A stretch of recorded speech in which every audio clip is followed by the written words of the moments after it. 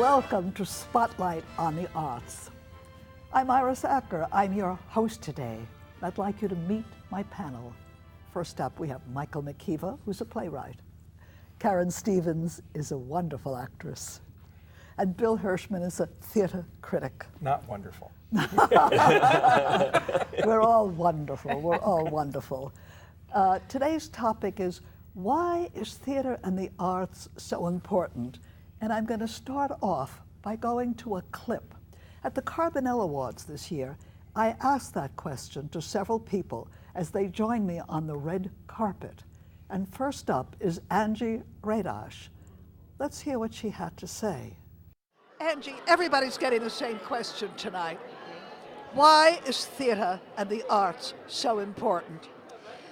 First of all, I think when you're sitting in a theater, it's the great equalizer. We're all there. We all come in with our own feelings, our own thoughts, and then when that curtain rises, we're suddenly, there's a blank page, and theater is there to educate, to entertain, to touch us, and it uplifts us, it emboldens us, it gives us courage, it teaches us, it shares the world to us. Sometimes we're not aware of many things, and theater is a wonderful way to learn about the rest of the world and other people.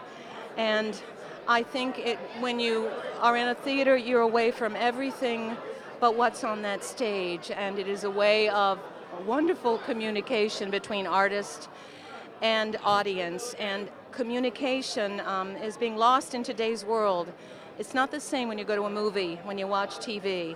It's the live event of theater and art and the moment. You are absolutely in the moment. There's nothing more thrilling for an actor than that back and forth between audience and artist. I think in today's world, especially the young people, are losing something wonderful about the magic of being in a theater and having that live experience. You don't find it in movies, you don't find it in TV or iPads or anything else.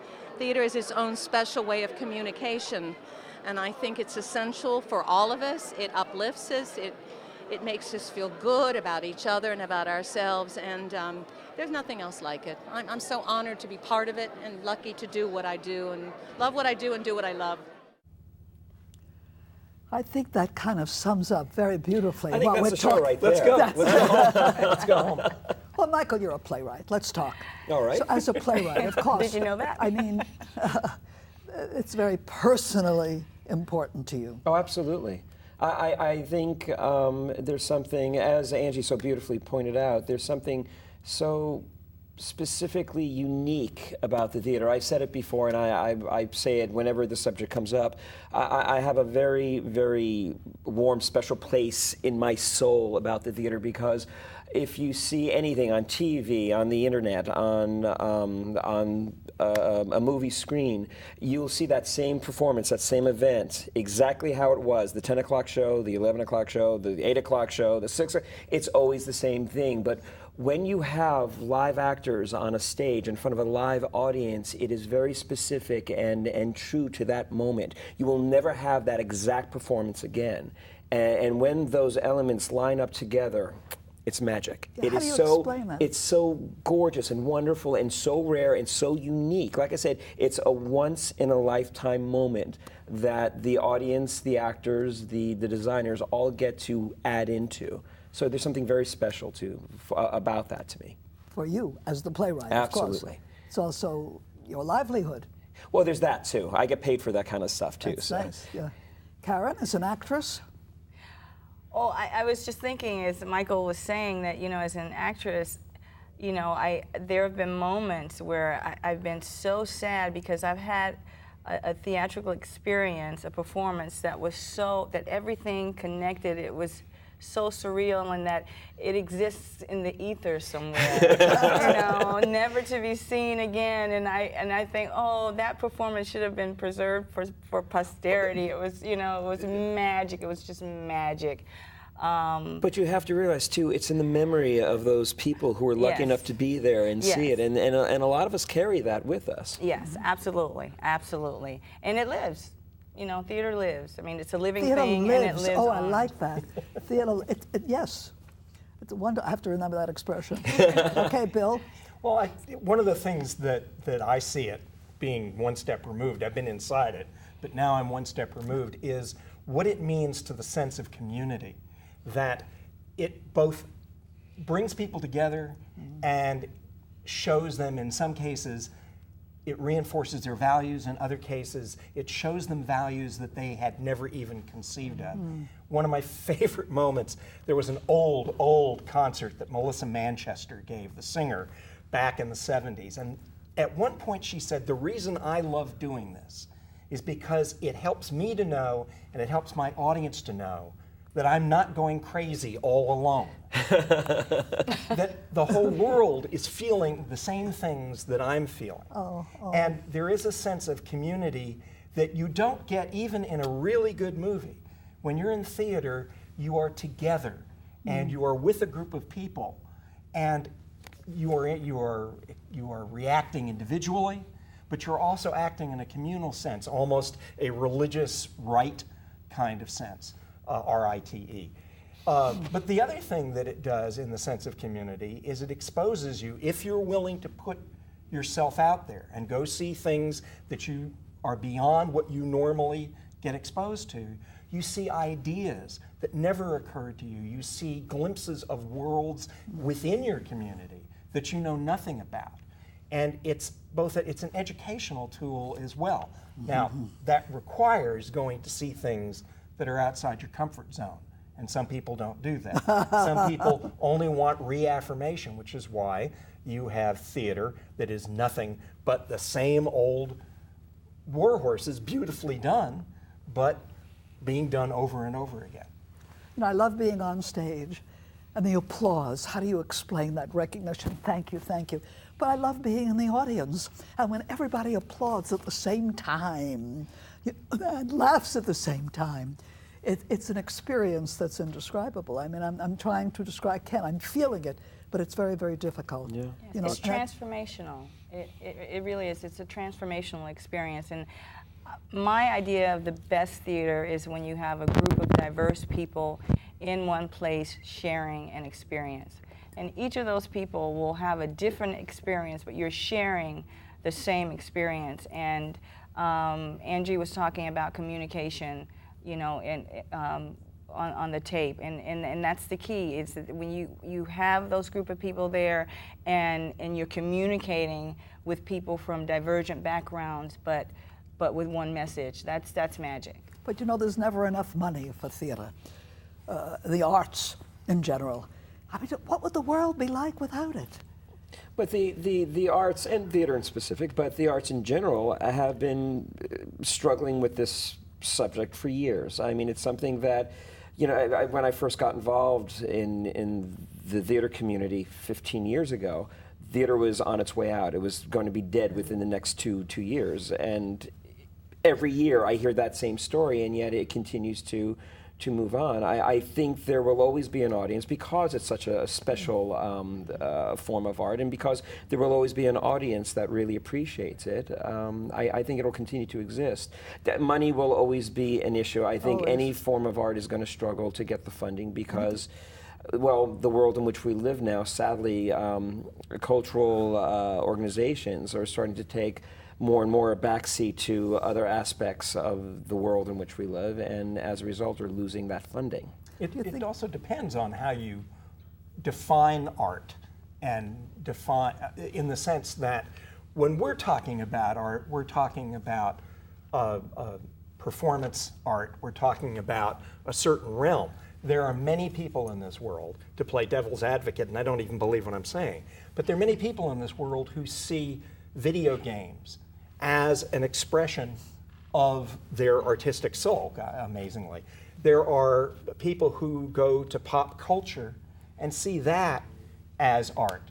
And one of the things But these are forms of art. There's no question about it. These are forms of art. I mean, there has been art in some form or another since Og the Caveman started dancing around the fire and putting etchings on the wall. And I think because there are two things. One is there is an innate human need to express yourself, and there is an innate interest in receiving that message. Of course. And the fact that technology, which has affected a great deal, I mean, technology, to some people, feel that technology has eaten into the high performance art of theater, when in fact one of the things it does is it makes it actually more inexpensive and easier to produce. Instead of putting on, building huge sets, you can do something with a projection.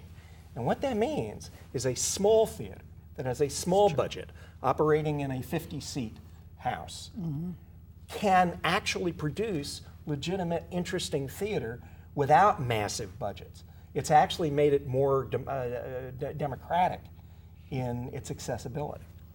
Yeah, you know, I wonder the price of admission. You know, it gets more and more expensive to put on a show today.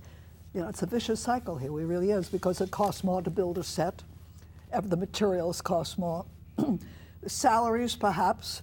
The union, which is going to be a whole show we're going to do at a future date about. But of course, actors have to be paid. Years ago, they didn't think so, and. So the expense of it, and because I get an answer, why don't you go to the theater? And too often they do say, I can't afford it. But you know, the truth of that is, because I was interviewing a bunch of students about that, why do you go to theater, why do you not go to theater? And I heard the ticket complaint, particularly Yes. from students. That's nonsense. Really? 95% of the theaters Yes. I know have discount tickets that are at least in the same ballpark as a night out going to see the newest release of the newest James Bond movie. Absolutely. There are rush tickets available Yes. for $10, $12. Rush tickets. Zoetic Theater does that. Sure. Does it. And tell our audience that Michael is one of the members, one of the founding members of a Zoetic Theater.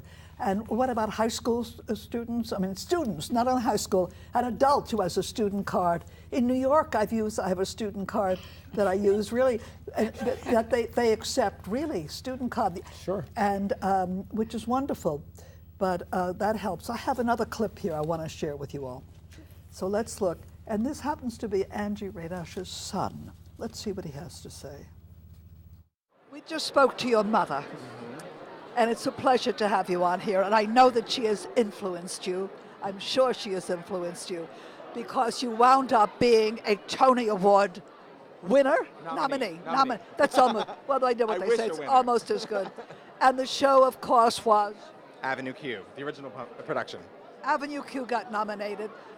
Are you here specifically because Mom has been nominated twice? I am. I actually surprised her. She didn't know I was going to be here. I showed up this morning at her door, and you know, it's not often your mother gets nominated 2 times for the same year. So I just had to be here to support her. Yeah, and thank you for coming. I'm asking everybody the same question, John. Why is theater and the arts so important? I think theater and the arts is incredibly important because it's an outlet for so many people for expression, for healthy conversation, and for imagination that otherwise you wouldn't have any access to. And I think it is truly a part of our lives that changes lives. And I always feel very passionate about that because, you know, when you watch a piece of theater, and I'm sure you know this too, there are times you have revelations about yourself, about the world, about your family, about your friends, and it's incredibly impactful. And I think it's something that we take for granted too often. I remember you at the Tonys because what did you do? You turned to camera and you said, I love you, Mom. Yeah. I was, my mom was doing a show at the time, actually here, and she was devastated she couldn't be there. And we've always kind of had this understanding, because we both had those moments in our lives where, you know, hey, it's work. And I knew that she'd be watching, and I figured that was my one way of letting her know that she was there with me. It was very special. Stays in the family. It stays in the family. I think it's wonderful. And of course, he made it to Broadway and continues to, and he's many facets to his talent. But He you know, writes also. Iris, I just wanted to Yes. kind of bookend on what was said before, but I think it has a lot to do with the value that's placed on theater, in not only in the community but in the country. With so much defunding of the arts and taking the arts out of the schools, the message is relayed that it's not important.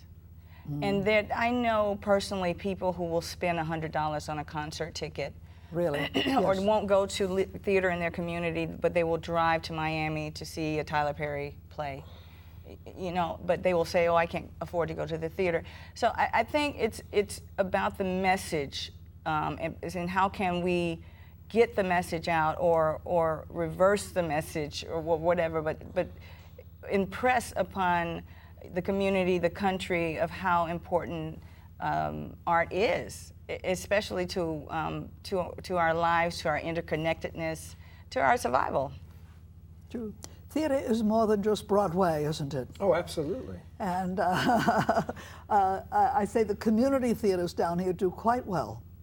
And of course, they barely charge anything, very little. The actors, of course, aren't compensated, but they are working actors who can afford, you know, to do something like that. So I'm saying, if you can't afford a ticket to, you know, the main attractions, the community theaters suffice. But it would seem that part of the problem is that we've lost a generation, my generation, unfortunately, but we've lost a generation in which theater going became an ingrained habit in something that you did.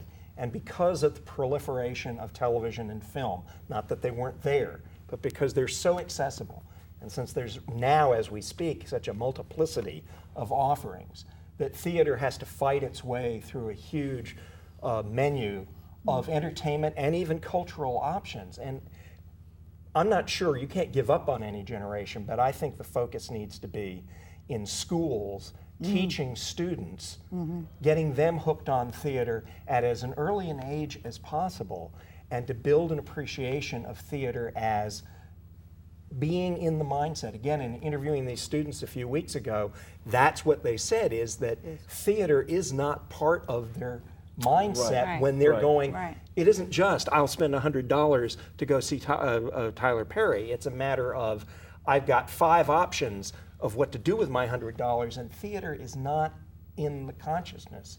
And I think part of what we need to do is to spend money. Yes, we need to spend money in 2013 on current, you know, bolstering the current system, but I think we need to be looking ahead at trying to build the next 2 or 3 generations of interest. But here's the question: how do you make live theater compete with the Xbox and the television and the computer? I mean, how do you make it as enticing and as attractive as those things already are to a young generation? I think because when there are things that we all know, we're talking in synagogue here, but there are things that theater does well that nothing else does.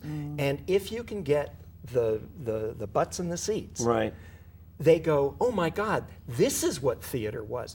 Warhorse being a wonderful example. Prime example. A prime example of, it's really good theater, it's extremely theatrical, there's a wow factor there. That was the phrase I was going to use. It's got a wow factor that competes with anything that I'll see on a PlayStation. Exactly. Yeah. Exactly. Or in the Yeah. film. There's the Or film the film. Warhorse. Yes. But the people who saw the film first, I remember I was being told Broadway Theater of the Arts, Charlotte Vermack, I mentioned her name, had said to me that she was having a problem selling the season because Warhorse was a part of it. And they said, yeah, but I saw the film. And she said, oh, trust me. The experience of going to see those horses on stage, Yes. those puppets or whatever you want to call them, it's indescribable. But you know, the mentality, the thing is getting them there. Absolutely. Do you remember not too long ago when films were dead, when TV was surging? What happened? People stopped going to the movies. But look what happened. It came back. Sure. And they're thriving, aren't Again, they? because they play to their strengths. It's not trying to compete.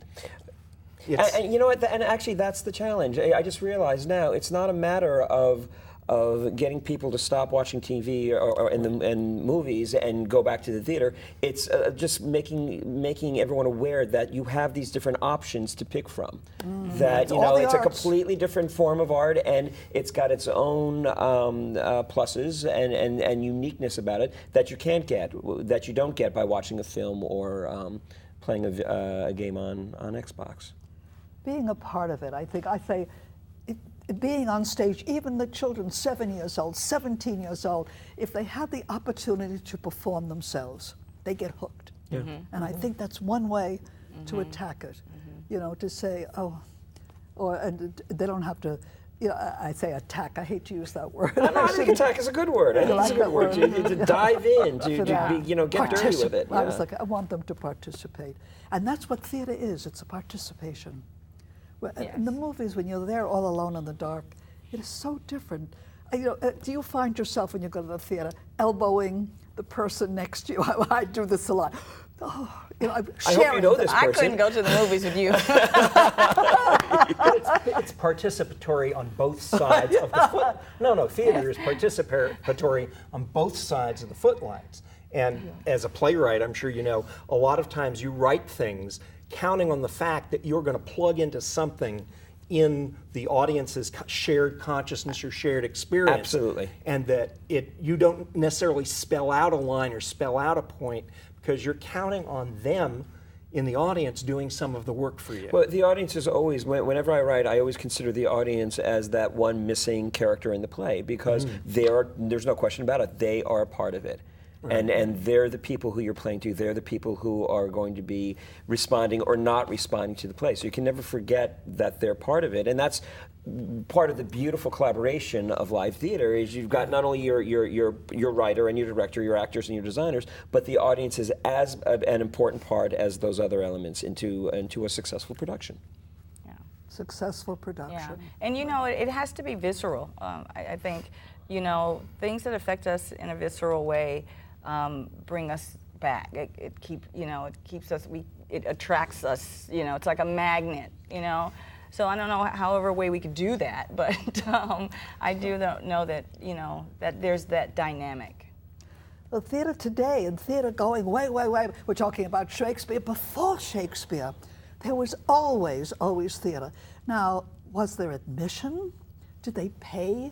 I'm not talking Shakespeare they paid for. I'm thinking Roman times and before that. Did they all pay an admission to go? But it was part of things something that they did. Well, no, because that's the night we go to the theater. Could it come to that again? Could that come to that again? I hope so. Could we draw them back to that? Iris, I think it would be lovely if that was the case, but I don't think it's likely. Likely. I think because there are so many different mediums from which to choose now, that I don't think theater will ever have the prominence or the central part of the table as it once did, because there's so many different elements, so many other forms of art from which to choose. And that's not a bad thing. It's just a matter of making sure that everyone is aware of the different plates from which to pick. The importance of theater, I think you said it, Bill, is that it's so educational. So educational. We use it with the children right now when it comes to bullying. I mean, that has become a topic for theater, for plays that are done, for adults and for children. And I think one of the interesting things there is that when you mentioned bullying, and again, I've just spent a lot of time this summer talking to students, and one of the things that they want to see, I keep thinking, who's going to be our next theater audience? Things that are relevant to their lives, things that they can relate to. Now, the truth is that you can make Shakespeare relevant to anybody's life, but it takes a step or two, or a very good director or a very good actor. Yes. But when you give students, and they give a 45-year-old bus driver, if you give them theater that speaks to their lives, that they recognize, that doesn't feel exclusionary, doesn't feel elitist, although I don't have a problem with elitism, because I'm an elitist, but that speaks to them and what they know, that brings people in. Or if you get them in and they go, that's my life, I know those, I feel that, I've been there, I've been bullied, my son is being bullied.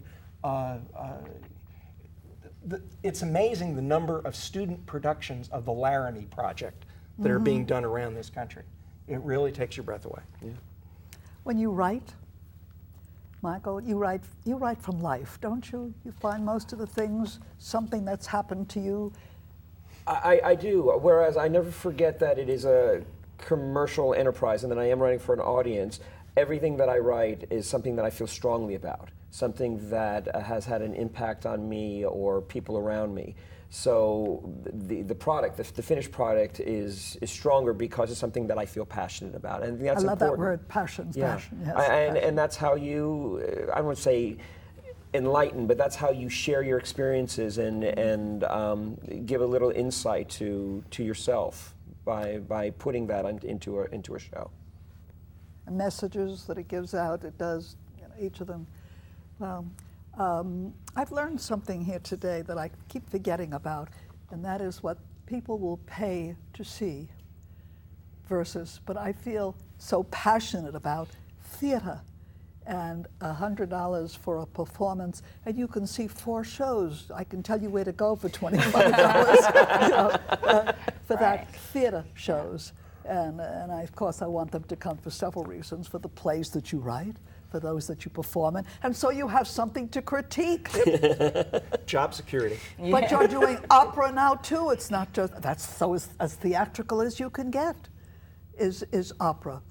And rightly so, I'm saying, you enjoy what you do, and it's obvious, and you're so well learned in the field, and it comes through in your critiques. Thank you. And I have to critique this because it's all over. It's, usually as soon as you think of something else to say, you get the sign that says, leave, get out of here. And that's what I have to do.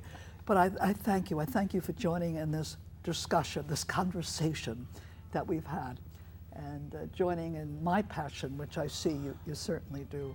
And I hope that you continue to join us every week at Spotlight on the Arts, our new concept. I hope you enjoy it. And when you want to go to the theater, and we encourage you, please go to the theater. And when you want to know what's on stage, just go to FloridaTheaterOnStage.com. It's a calendar that will tell you what you can see.